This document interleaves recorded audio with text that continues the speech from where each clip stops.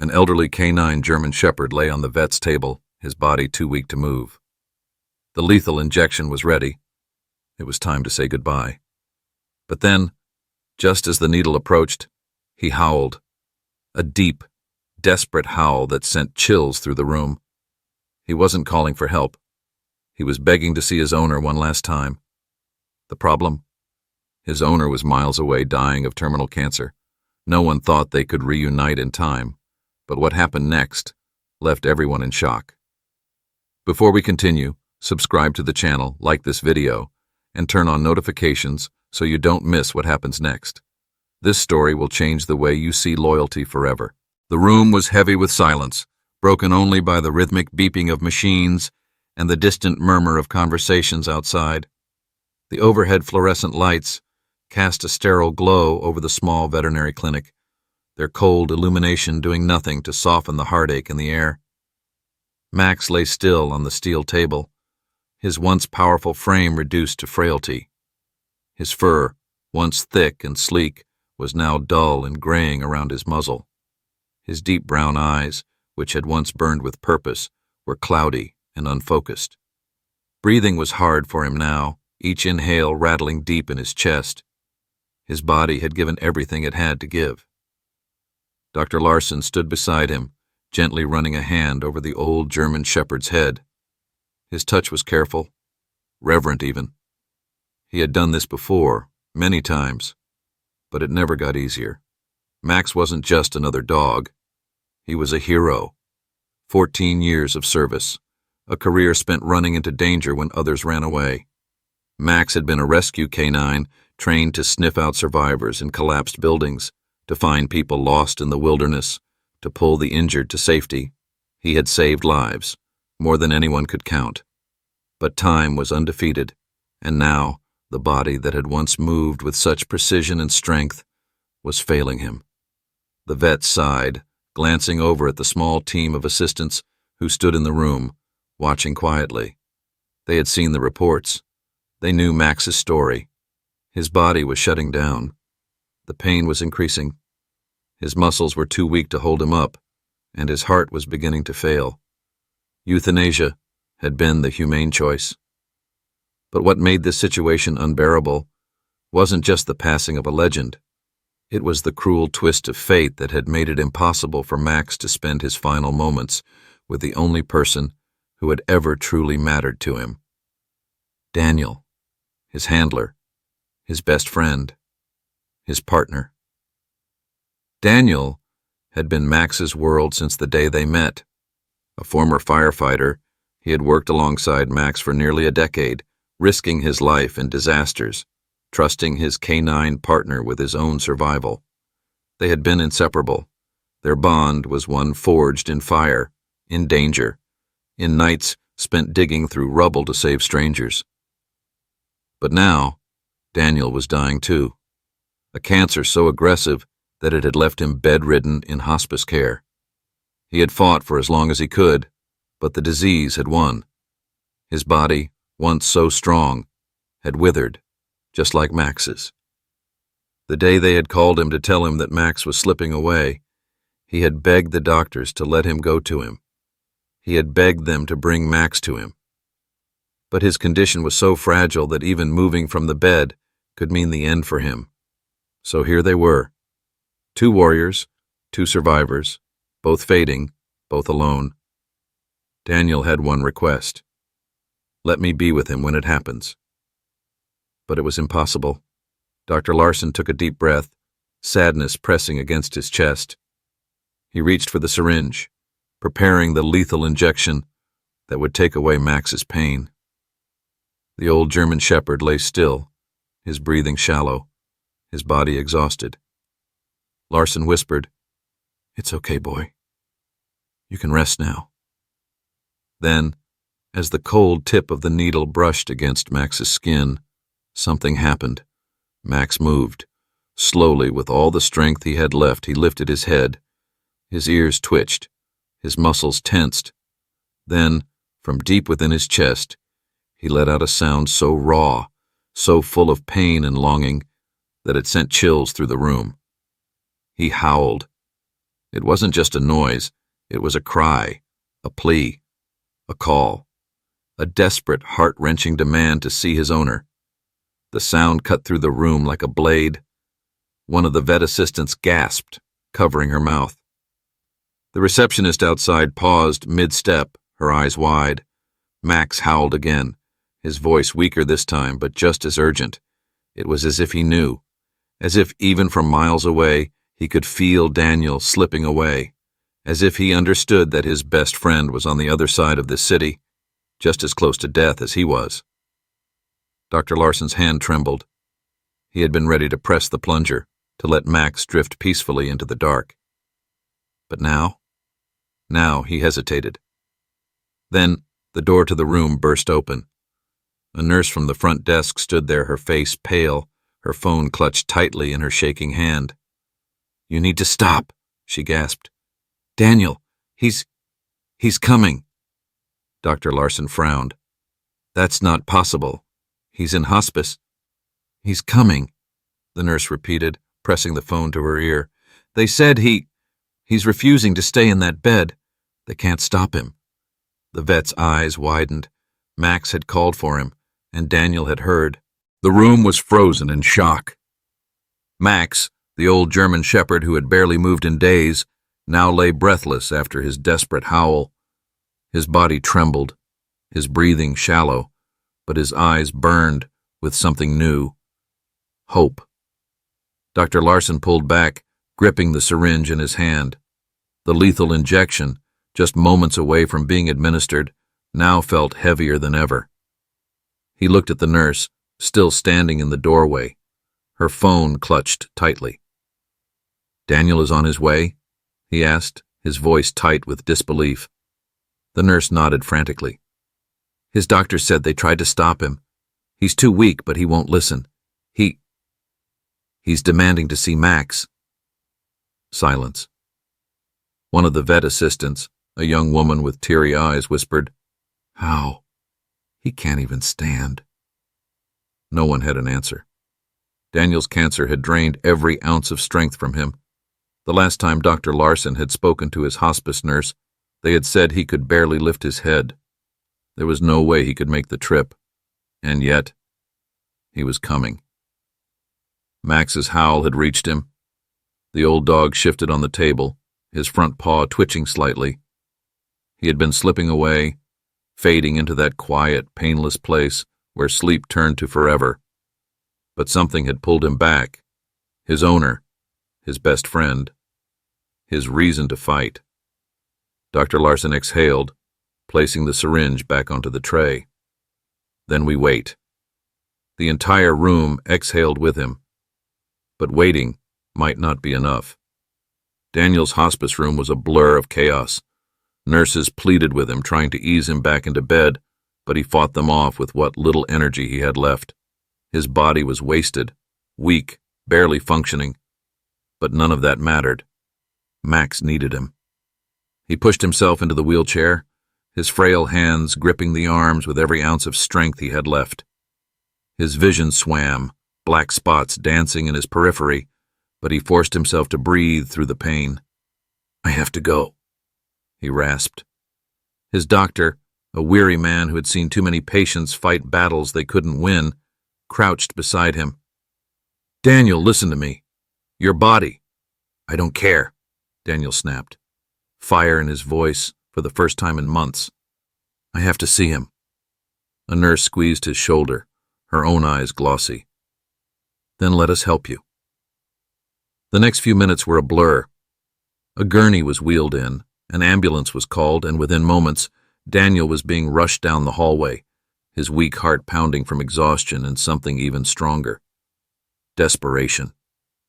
Every bump in the road rattled through his bones, but he didn't complain. The only thing that mattered was making it in time. Back at the clinic, Max's breathing was slowing again. Dr. Larson watched the monitors carefully, his stomach tight with dread. They had paused the euthanasia, but how much longer could Max hold on? His body was failing, shutting down. Even now the old dog's chest rose and fell in shallow, uneven breaths. His once bright eyes were beginning to dull again. A cold realization hit the room. Daniel might not make it in time. One of the vet assistants whispered, Should we go through with it?" Dr. Larson hesitated. Would it be kinder to let Max go peacefully now, before the pain worsened? Or should they hold on, risking unnecessary suffering just for the chance of a final goodbye? Then, as if sensing the weight of the decision, Max lifted his head once more. He wasn't done waiting. He wasn't giving up. And neither was Daniel. The ambulance sped through the streets, sirens cutting through the night air. Inside, Daniel's eyes stayed open, his fingers gripping the thin hospital blanket draped over him. His heart pounded erratically, every beat a painful reminder of how little time he had left. The paramedic beside him leaned in. "Almost there, sir. Just hold on." Daniel clenched his jaw. He would hold on. He just needed Max to do the same. Back at the clinic, the vet tech watching the monitors gasped. "His vitals?" Dr. Larson's head snapped toward her. "What about them?" "They're stabilizing." For the first time in hours, Max's heartbeat was evening out. His breathing, though still weak, was no longer faltering. The old German shepherd was waiting, holding on, for his best friend. And the moment Daniel was minutes away, something deep inside Max seemed to know it. The veterinary clinic was drowning in an unbearable stillness. The only sounds were the hum of machines and the soft, labored breathing of Max, the elderly canine German shepherd lying motionless on the table. His body was fragile, his fur barely rising and falling with each shallow breath. The monitors flickered, tracking a heartbeat that shouldn't still be there. Dr. Larson checked the time. The ambulance was only minutes away, but he wasn't sure if Max had those minutes left in him. His body was shutting down, yet he was holding on, defying reason, defying nature, as if his very soul refused to leave until he saw Daniel one last time. Max had spent his life saving others. Now, he was fighting for himself. The vet's assistant, Emily, whispered, "He's really waiting for him, isn't he?" Dr. Larson nodded, his throat tightening. "Yeah, he is." The ambulance screeched to a halt in front of the clinic, and the paramedics rushed to open the doors. Inside, Daniel's frail body trembled with exhaustion, but his hands clenched the rails of the gurney. He was still conscious. His eyes, though sunken and rimmed with shadows of pain, were wide with determination. The moment the door swung open, he gasped, "Where's Max?" A paramedic moved fast. "Let's get him inside now." The nurses barely had time to adjust the gurney before Daniel tried pushing himself up. His body wasn't cooperating. He was weak, fragile, but sheer willpower drove him forward. The second they rolled him through the clinic doors, the air changed. Everyone in the waiting area turned. The receptionist covered her mouth. Emily, standing near the exam room, stepped back, her eyes wet with disbelief. Dr. Larson burst through the doors as the paramedics wheeled Daniel closer. "He's still here," the vet said, his voice thick with emotion. "He's waiting for you." Daniel choked back a sob. Inside the exam room, Max lay still, but the moment Daniel's scent filled the air, his body shuddered. A deep inhale, a twitch of his paw, a flicker in his half-closed eyes. Then, a slow, painful attempt to lift his head. Dr. Larson rushed to his side. "Max, easy, boy. He's here. He's here." The old dog tried again, his muscles straining, his ears twitching weakly. He knew. Daniel was here. A nurse adjusted the gurney so Daniel could be rolled closer to the table. His breathing was erratic, every movement a struggle, but he didn't stop. He reached out, his trembling fingers brushing against Max's fur. "Hey, buddy," Daniel rasped, his voice barely above a whisper. Max's entire body reacted. His tail twitched, the first time it had moved in hours. His chest rose slightly deeper, his breathing shifting. The dying canine recognized him. Daniel sucked in a breath, his vision blurring. His best friend was still here. "You waited for me," he whispered, his hand pressing gently against Max's side. Max let out a weak, broken whimper. The room was silent, but the energy was deafening. No one dared to speak. No one dared to interrupt the moment between a man and his dog. Dr. Larson felt something deep in his chest tighten. He had witnessed countless goodbyes between owners and their pets. But nothing like this. This wasn't just a dog saying goodbye to his owner. This was a warrior waiting for his partner. Daniel's breathing hitched. He squeezed his eyes shut, his body trembling with exhaustion. He had used every ounce of strength to make it here. But it was worth it. He wasn't going to let Max die alone. "You did good, buddy," Daniel whispered.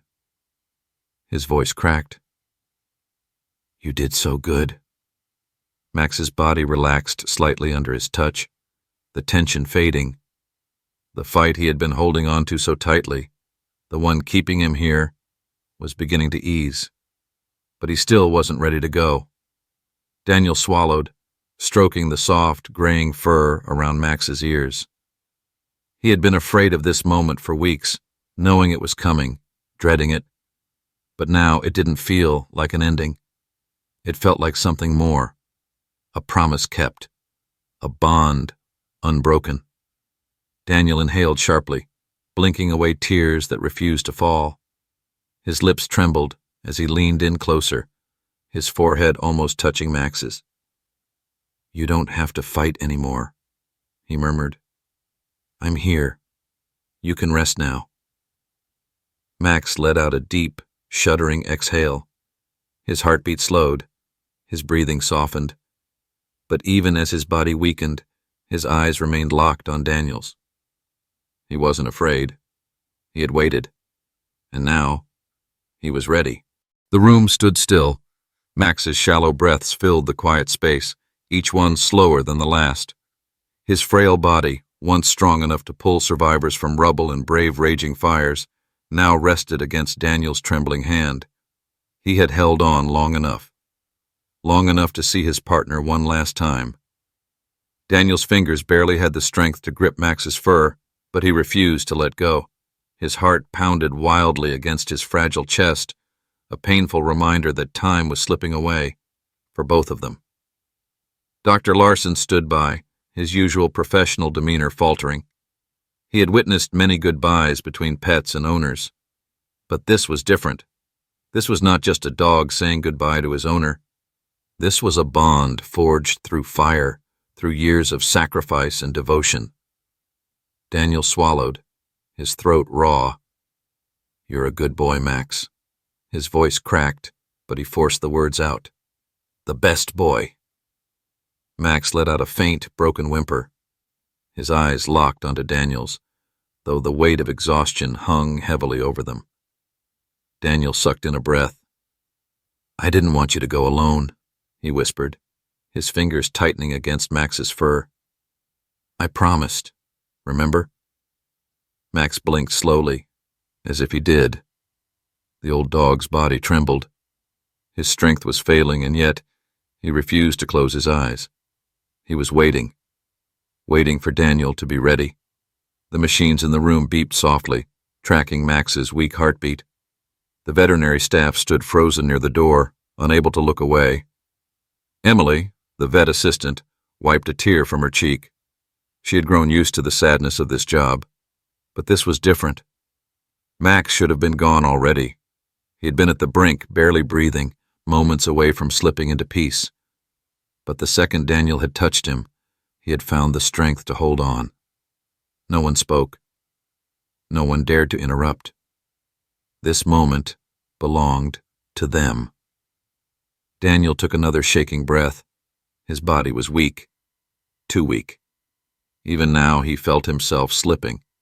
The cancer had stolen everything from him, his strength, his independence, his future. but it had not stolen this moment. He had fought to be here, and so had Max, but the fight was coming to an end. Daniel exhaled slowly, pressing his forehead gently against Max's. The warmth of the old shepherd's fur sent a wave of memories crashing through him. Long nights at disaster sites, long drives in the truck, long walks when they didn't need words to understand each other. They had always faced everything together. And now, they were facing this together too. "You don't have to fight anymore," Daniel whispered, his voice barely audible. "I'll be okay, buddy. You can rest now." Max let out a deep, shaky sigh. His body, once tense with resistance, finally relaxed. His heartbeat slowed, his breathing softened. Then, just as the weight of years seemed to lift from him, he let out one last breath, and he was gone. The silence that followed was deafening. Emily covered her mouth. The receptionist turned away, her shoulders trembling. Dr. Larson closed his eyes, exhaling through his nose. He had seen this before, but it never stopped hurting. But this wasn't just another loss. This was the end of something greater. A partnership, a brotherhood, a love deeper than words. Daniel did not sob. He did not break down. He simply stayed there, his forehead still resting against Max's, his fingers tangled in his fur. His shoulders shook with every breath, his body trembling, but he did not let go. "I'm proud of you," he whispered. Max had waited for him, and now he had gone in peace, knowing he was not alone. And for Daniel, that was enough. Dr. Larson took a careful step forward, reaching out. "Daniel!" The old firefighter did not move. His breath was uneven, his body weak, but he remained beside Max. Then his hand slipped from the shepherd's fur. His fingers, once full of strength, went limp. His chest shuddered once, twice, then stilled. Dr. Larson's breath caught. "No!" Emily gasped. The monitors let out a sharp, prolonged beep, and in the stillness of that small, dimly lit room, Daniel followed his best friend. The beep of the heart monitor stretched into a flat, unbroken line. The room stood frozen, the weight of the moment sinking in like a crushing wave. Dr. Larson rushed forward, pressing 2 fingers to Daniel's neck. No pulse. His body was still, his face calm, as if he had simply drifted off to sleep. But everyone in the room knew this was no ordinary passing. Daniel had fought with every ounce of strength he had left just to get here, and now, with his best friend gone, it was as if his body had finally let go too.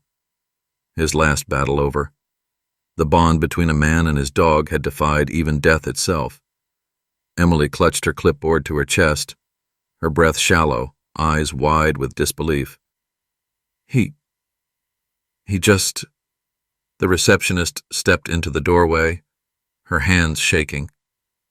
Dr. Larson's own heart thundered in his chest. He had seen death before.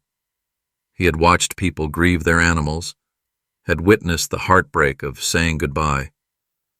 But this was different. Daniel hadn't just died, he had followed Max. The paramedics in the hallway, still catching their breath from the rush of getting Daniel inside, heard the prolonged beeping and stormed into the room. "Move!"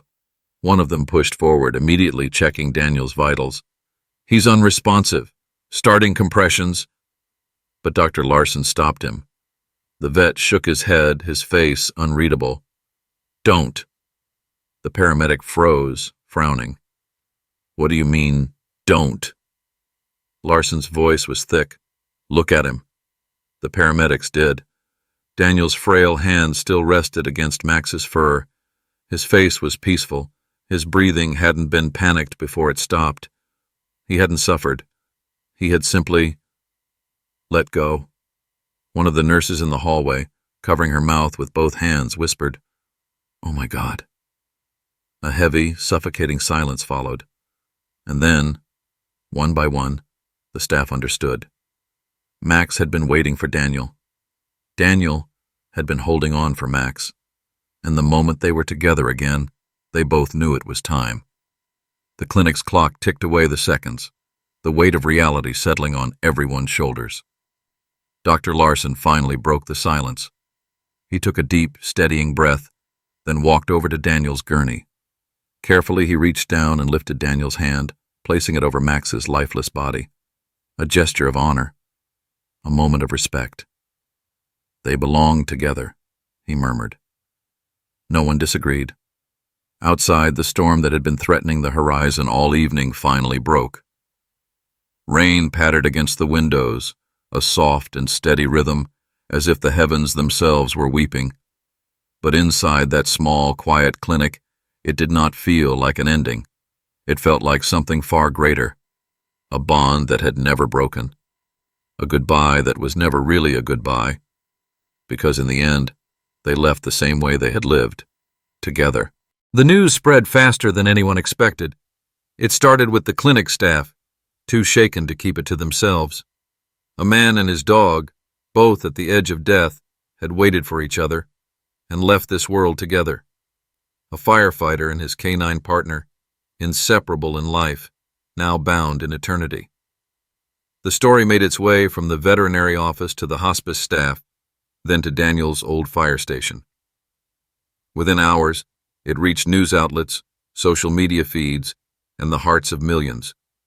People who had never met Daniel, who had never known Max, felt the weight of their story deep in their bones.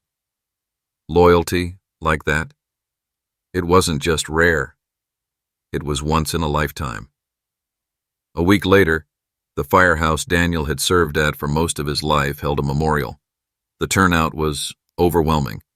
Firefighters, paramedics, canine handlers, veterans, hundreds of people stood in the rain to honor a man and his dog. The station's flag flew at half-mast, and at the very front, 2 framed photos stood side by side. One of Daniel, strong, smiling, wearing his turnout gear, and one of Max, his ears perked up, his canine badge gleaming on his collar. The city's mayor stepped forward to speak, his voice breaking as he read the words written on a plaque dedicated to them both. A hero never walks alone, and some bonds, even in death, will never break. At the back of the crowd, standing beneath an umbrella, Dr. Larson watched in silence. He hadn't been able to shake the image of that night. Max, holding on for Daniel. Daniel, holding on for Max. And then, peace.